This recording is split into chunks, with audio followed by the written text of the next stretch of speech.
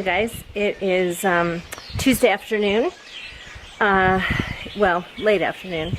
Anyway, I was just listening to what was outside and had to come and show you. So that big tree right there, it's kind of windy, but can you hear all those birds? Sometimes it's just packed with these black birds. I can't remember what they're called. They're black and they have like a bright orange stripe on their wings. And anyway, they love this tree at this time of year. You know, we moved here about a year. Oh, did you see them all take off? Anyway, when we moved here this time last year, there were so many birds all the time. And then they stayed. Oh, they're coming back. They stayed through the winter, and then when it got too hot, we had like no birds. And so this morning I filmed a little clip of some Canada geese. They're back. There will be more of those showing up because we'll just get hundreds and hundreds and hundreds in this pasture back here. But in the meantime, we've got these black ones and they make all kinds of noise. You can see it's kind of hazy out there in the distance. That's actually smoke. As far as I know, there is not a fire. This is the time of year in, I don't know if it's just Camp Verde or if it's the whole Verde Valley, that they allow people to burn stuff. So if you have excess wood, you trim your trees and all of that and you want to burn it on your property, you can. It's kind of unheard of to me because, you know, I've always lived places where there's just horrible fire danger. Plus, it just doesn't seem like it's the best thing to do to the air. But I do remember this from last year. So today was definitely a smoky day.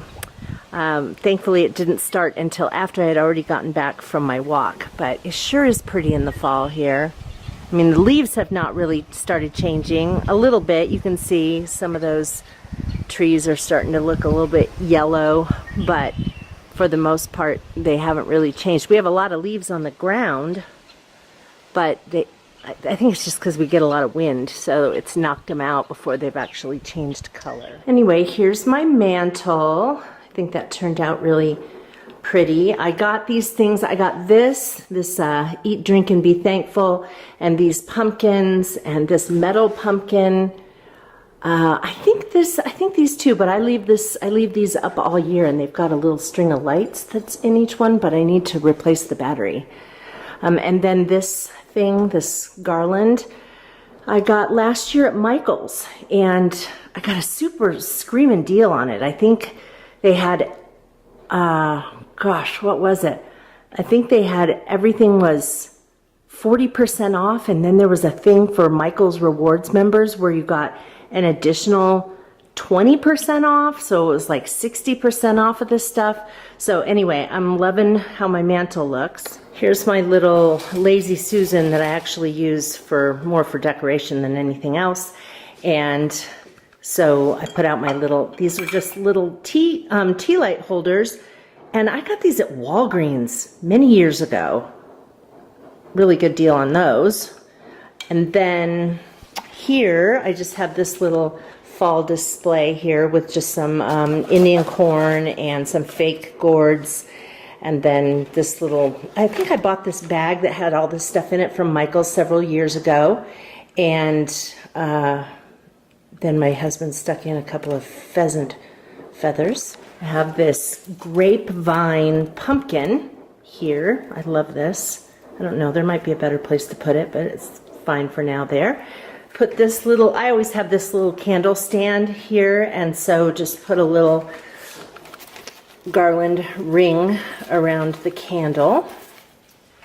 This is that pom-pom wreath that I made a couple of months ago, and yeah, these are all just pom-poms, all different kinds of colors. Some of them have sparkles in them, and yeah, I just thought it looked like it would be a nice thing to hang up for fall.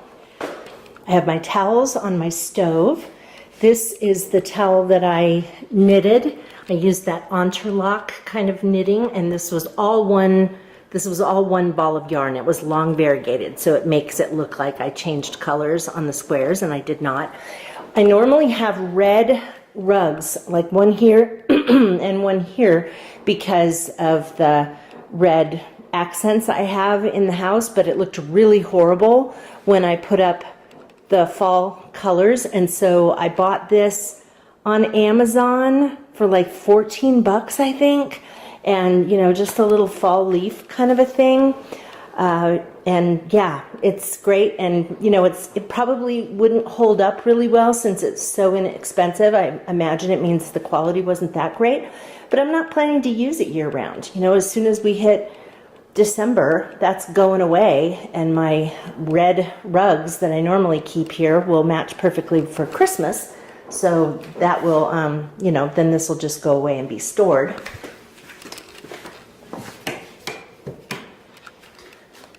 In my dining room, I put out these fall placemats. I love these. I think they're so pretty. I'm trying to think where I got these. Oh, I know where I got these. I got these from Kohl's probably 3 years ago. Maybe they always have really cute seasonal stuff. And then at my kitchen table, I have these placemats that just say all different kinds of things. It's harvest and fall and family and what does that say? Sweater weather. Some of them are, you look at it and you think, oh, you have it upside down, but I don't, because it doesn't really matter which way you turn it. Something's always going to be upside down. But corn maze, fallen leaves, give thanks, friends. So those are really cute. I like them. And I think that might be it. I think that might be it.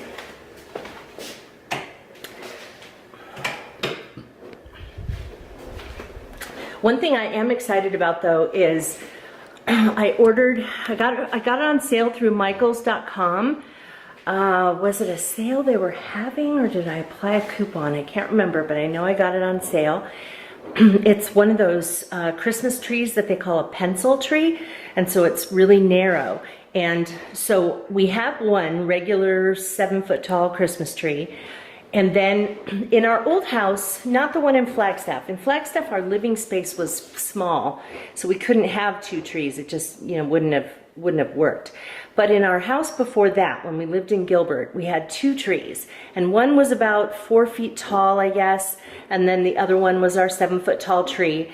And so the 4-foot tall one had all of my Christmas ornaments that I got from kids over the years when I was teaching, and also a few of my college students have given me Christmas ornaments, not a ton, but you know, I was a teacher for 12 years, and so 12 years of having kids give you ornaments makes a lot of ornaments. And when I first got the idea, John kept saying, the whole tree's filled up with all your ornaments, and I feel like it's your tree and it's not really mine. And so this was earlier on in our marriage, and so we started giving each other ornaments and then collecting ornaments whenever we would go on a vacation.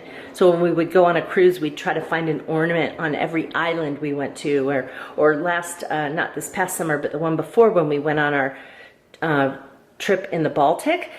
We went to, let's see, Denmark, Germany, Estonia, Russia, Finland, and Sweden. And we got ornaments in, I don't think we got one in Denmark. I don't think we found any there. And I'm not sure we found one in Germany.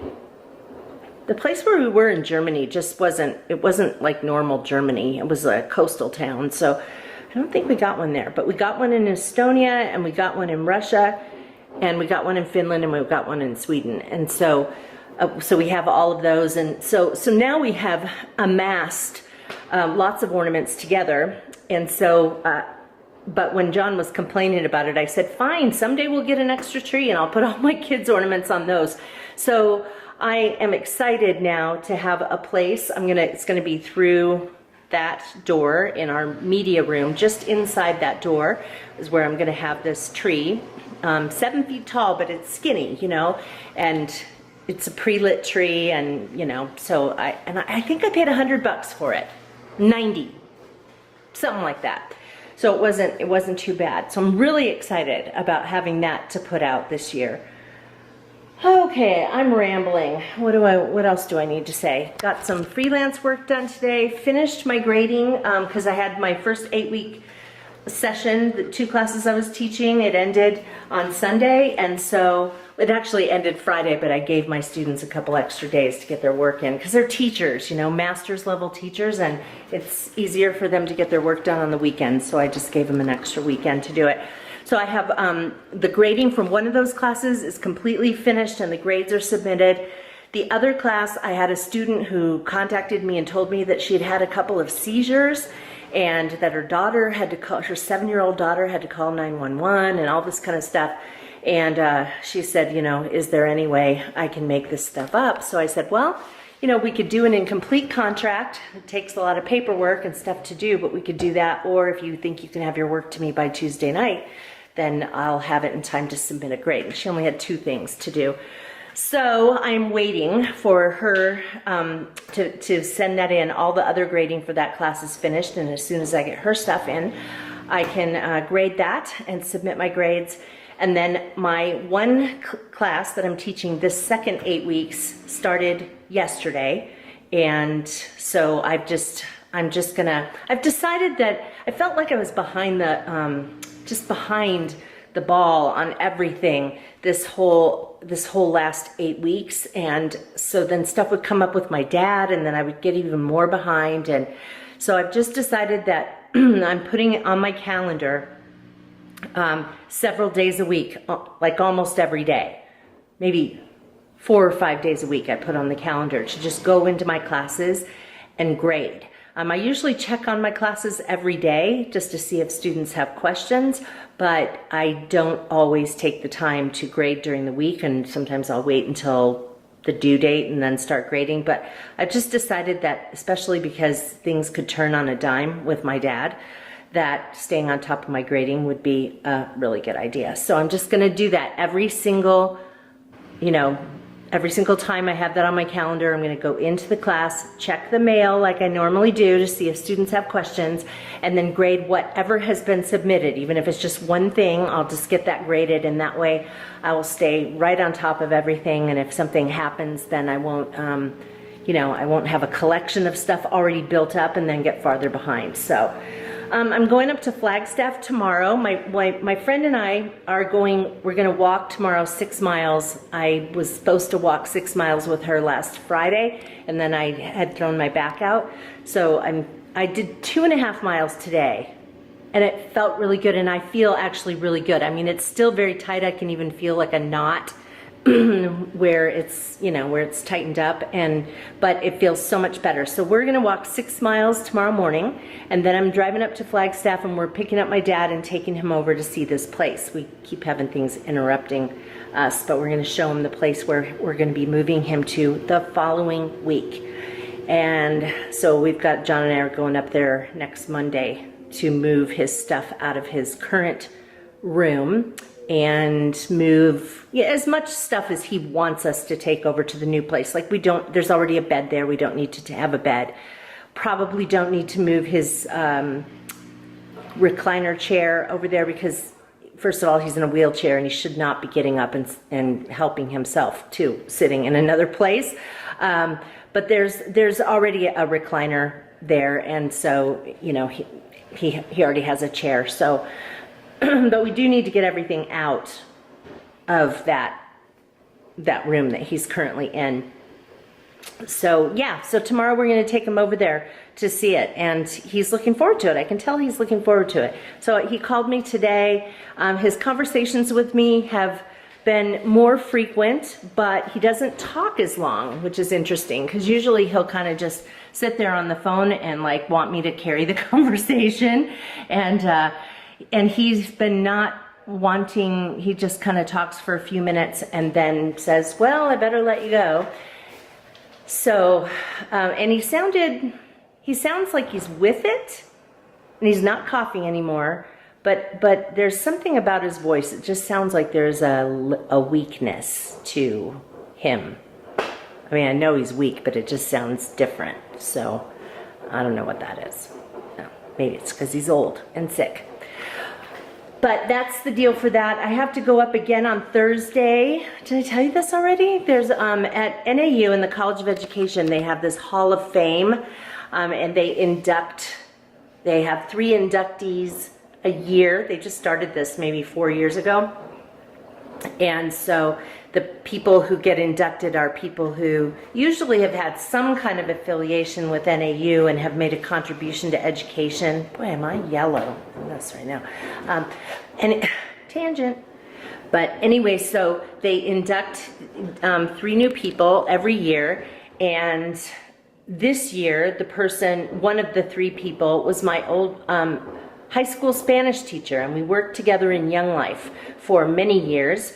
I even babysat his kids a couple times, and so I've known him for a very long time. I ran into him probably 2 years ago at an event in Flagstaff, and he's just a great guy. And so my dean had put out a request to the faculty saying, we can't invite everybody to this, but we do have a couple of extra seats for, first come, first serve for whoever wants to go.